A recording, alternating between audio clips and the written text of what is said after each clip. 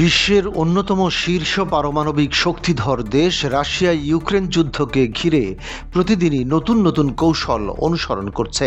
এমন পরিস্থিতিতে রাশিয়া নতুন অস্ত্রের সফল পরীক্ষা চালিয়েছে বলে জানা গেছে, যা বিশ্বব্যাপী নতুন করে সামরিক উত্তেজনার জন্ম দিয়েছে। রাশিয়ার নিরাপত্তা পরিষদের ডেপুটি চেয়ারম্যান দিমিত্রি মেদভেদেভ জানিয়েছেন, তাদের প্রতিরক্ষা বহরে নতুন একটি শক্তিশালী অস্ত্র যোগ হয়েছে।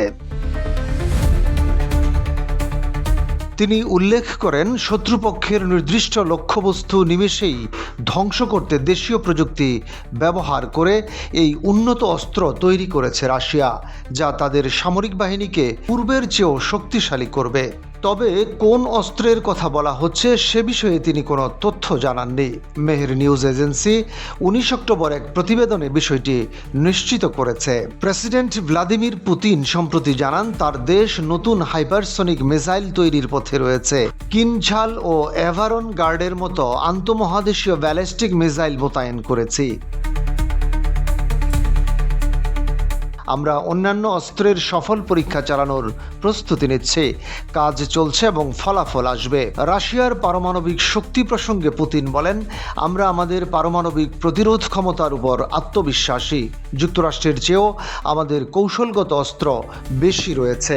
এই উন্নত অস্ত্রের পরীক্ষা এমন এক সময়ে এলো যখন ইউক্রেন যুদ্ধকে ঘিরে যুক্তরাষ্ট্র ও ইউরোপের সাথে রাশিয়ার সম্পর্কের চরম অবনতি হয়েছে। পশ্চিমা সামরিক জোট ন্যাটোর সাথেও মস্কোর সংঘাত বেড়েছে।